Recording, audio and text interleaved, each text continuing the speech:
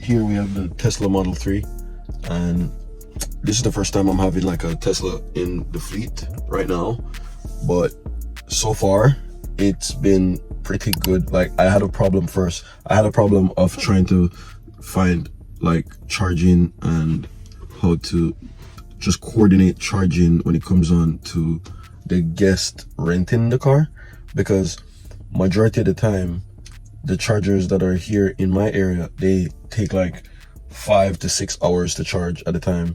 So, and usually on Turo I would have my advance notice and buffer times at like immediate, so I could get the most immediate walk-in customers. So the most immediate walk-in customers is just how I would be able to take advantage of people thinking last minute, right? Because if you really think about it, majority of people do things last minute, and you have to take like advantage of opportunities like that. Because when, well, I'm still trying to figure out how to like work still trying to figure out how to work the fucking AC scenario. Whoa. So yeah, this is just insane when it's on auto. Alright, just fix it. So everything in here is just like fairly okay, new to use, but it's good because I just realized how remote a car like this can be in the fleet, and just how easy it is to use. Everything so far is just automatic with it, and I charged the problem of charging the car, because usually I can just give every guest at 80% now. At first that was my problem of how I would give every guest 80%, but charging the car here, it takes like $8-9 to get like a full charge, and I would get that from the car itself. So I could still set my advance notice to like 4 hours, or I don't want to go 6 hours, because nobody is gonna just wait 6 hours before they book a car, or sometimes people want the car in the next hour. I was just worried about the in-between trips of how I would just do in-between trips, because sometimes I would have a person drop the car off at like 10 a.m. in the day, and then I would have somebody else that would tell me that they want the same exact car for like 1, right? So if somebody just booked the car, or if somebody just dropped the car off at like 10 a.m. and then somebody else just come and say, hey, I just want that same exact car at like 1, or sometimes not even 1, sometimes it's like 12, it kind of get hard. It get really hard to just like coordinate, and especially when the person returned the car on like empty charge or something, because remember, it do take 5 to 6 hours.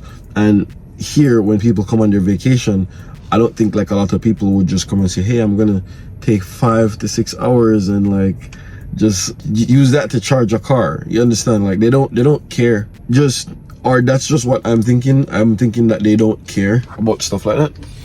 Yo, fucking sorry, bro. Like my fucking lips just getting so dry now. Like I just can't.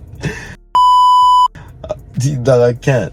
So I'm trying to like do the video without my lips getting dry, but it just fucking dry, dog. So just fuck it. But hold on, I think a customer calling me right now. Well, driving it isn't too bad as well. This gonna be like this is gonna be like the second Tesla we have in the actual fleet. So this is gonna be the second Tesla we have, and then what's going to happen is, after I coordinate how to get faster charging, then I just feel like that's when I can just have better advance notice and just shorter buffer times and stuff like that.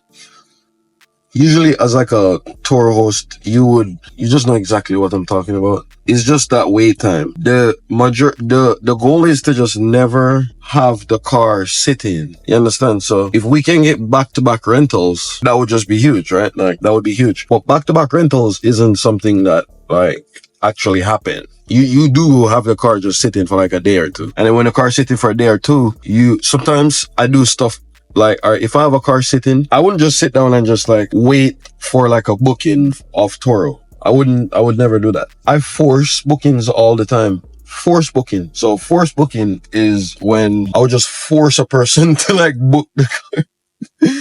Like, when I say force, not mean like force them, not really. They're just like convince them or directly persuade them into renting the car, which would be like, I would go directly to where people come into this town, and I would just go directly to like the ferries and where the taxi guys stand up, and I would, either me or myself or a kid would just go there with like cards giving up to people and just say, hey, like, we have cars for rentals. Like, you can scan the card here and you see the cars we have for rentals. Just direct forcing people, just directly going out there and just directly just letting people just like book the cars.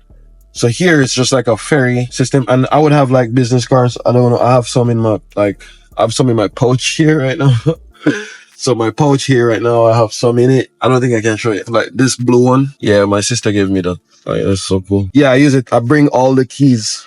So this right now is like filled with just keys. Like literal keys, bro. So I have keys for every car that I'm just traveling around with every day. But yeah, it's just how I would force people to rent the cars. So forcing people is just direct marketing. You know, like some guerrilla marketing stuff, like some out there, put yourself out there, just saying, hey, I have this thing. You want to use it? Hey, you, sir, I have this thing. Would you like to purchase it, or would you like to use it? Just directly asking people, because you know, people think that this shit is just a game where they list a car on Turo and then just sit down and just say, I wonder, I'm not getting any booking. They just list the car on it and just hope that, yep, Turo will send me bookings. I do nothing, I just do nothing, and I will get bookings from Turo. No, it doesn't work like that, bro. Well, it does work like that, but why would I just depend on just that? Like, that's so stupid. Like, it's like I'm depending on one stream. Like, I don't think you understand what I mean.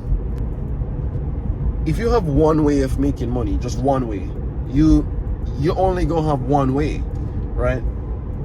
But if you have multiple ways, if something happened to one way, like if you get fired from your job or whatever, or something else, you have the other way. Like, you have multiple streams, right?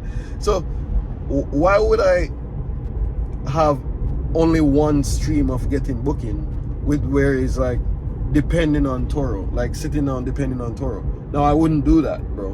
What I would do is just have different ways that I get bookings on Turo. So whether I'm running my own ads directly, or not just running my own ads, but I'm like directly talking to people about booking the car. What the bro, you should see how close this guy drove. Oh my god, bro. All right, so whether it's doing that, like directly talking to people about booking the car, or just something else like that, and then the third one, which is like actually depending on Turo, like, okay, send me bookings, Turo, you know. This is just the ways that I'm just thinking about, bro. Like, these are just the things you do. You don't just sit down and just depend on one thing. You run ads, you directly market to people, and then you depend on Turo. You understand? Like, that's just how you do this shit. Like, you can't just leave the car and just do nothing, bro. That is lazy. You are lazy. Like, you shouldn't. Like, if you choose to do that, you're just lazy, like, straight. It's not even about nothing else. It's just you not willing to put in the work, and then you wonder why shit just doesn't happen. See? Like, it's not going to happen. You just have to do work, like the required work, which is hard, and you don't want to do that. I know you don't want to do that, but you have to.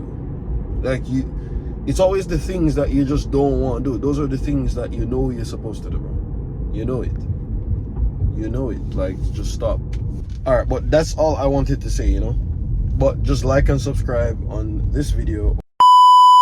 I can just like give you guys more tips on just how to have like a Turo fleet, like how to just be on Turo, you know. Like, okay, so now I scaled up. I should have told you guys how many cars I have now. So now we have like 43 cars now, and majority of them other people cars. Majority of them. I only have like probably 4 or 5 cars myself that I actually own. Every time I see like when my car book out, it's surprising that I don't have to do a split for it, you know, because I usually do split for all the cars. But yeah, 44 cars. Yeah, because I count my personal car, so I have like 44 cars in my possession right now. Sometimes I use that car for like Uber or something else, you know, it just depends. And yeah, man, that scenario alone is just what you actually need to actually scale up a Turo fleet. I'm gonna tell you guys some more, and if you want, again, you can join the community. I have a school community that you guys can join, and I just teach all about like co-hosting. I show you guys exactly what I do with co-hosting. I show you guys exactly how co-hosting works for me and how you guys can do it yourself by just being on Turo without having no car. You don't buy no car, you don't do anything. The only thing you do is just list your car. Like, just get somebody else's car and use somebody else's stuff instead of just focusing on your stuff and waiting for however long to save and then buy a car, and then you're finally in the game, or you go take out some car payment and you're finally in the Turo game. Like,